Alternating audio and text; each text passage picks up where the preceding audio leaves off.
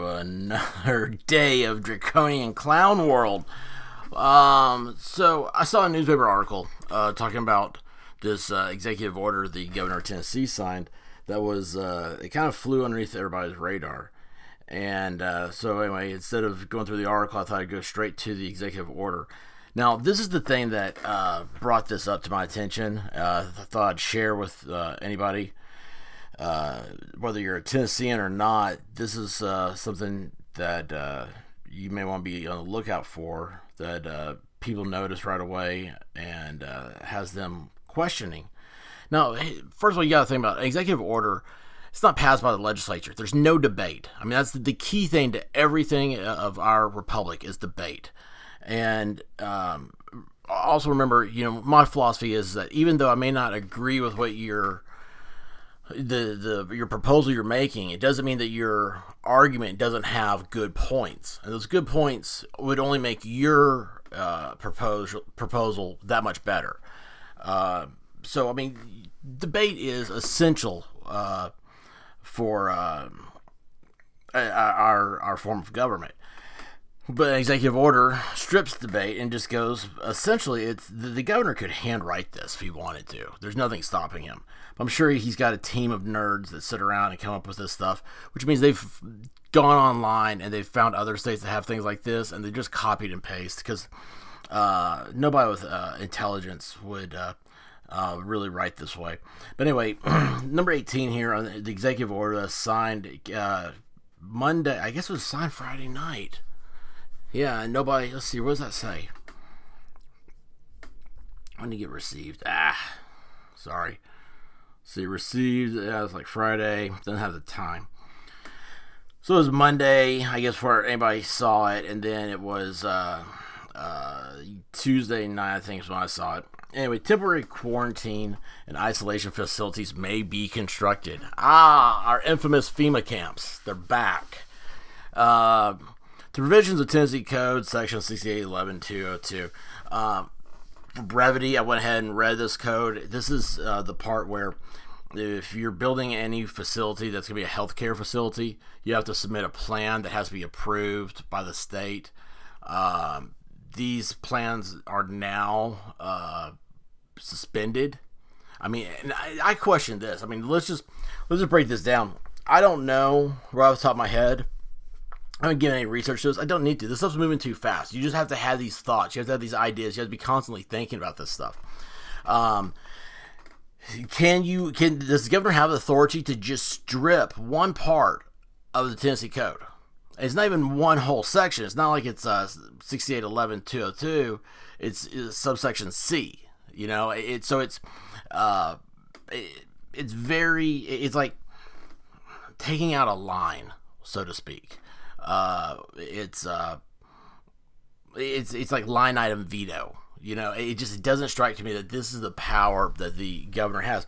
The governor in Tennessee, you have to realize, also is very limited in their power. They're not the lieutenant governor or the speaker.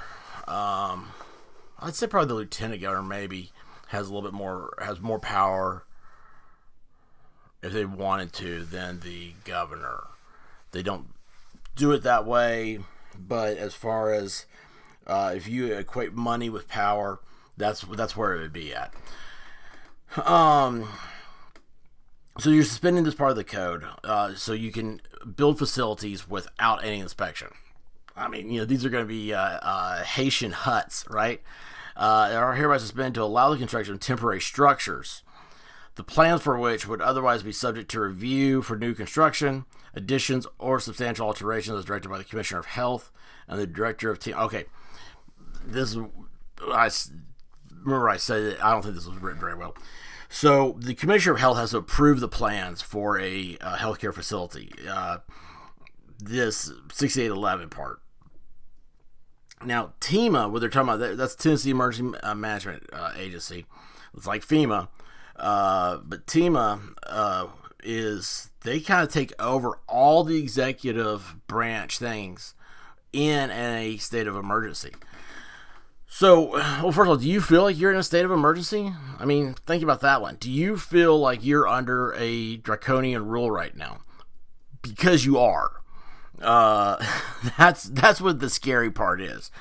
Uh, in response to COVID-19, which I hate the word COVID. It stands for coronavirus. I forget what the D is. And it's 2019. Why just call it the coronavirus?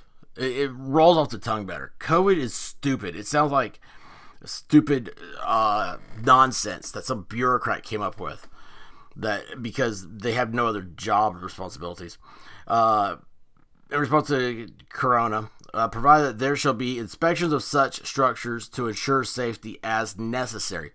So that means like afterwards they're going to come by and inspect, but you can't. I mean, you don't know what's inside the walls of your house, right? I mean, that's the whole thing. The Orco termite commercial. You don't know what's going on inside your walls right now. That's why the inspection and plans on stuff. It's important to have those things done beforehand.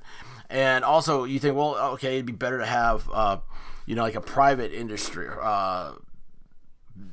development to produce this than government. It isn't. Government. It's so weird how it works that there's some parts that are just really, really good. By the time something is written down as a plan in government, it's incredibly written. It's the way things. It's just everything we do. It's the way it works. It's from the driving down a road.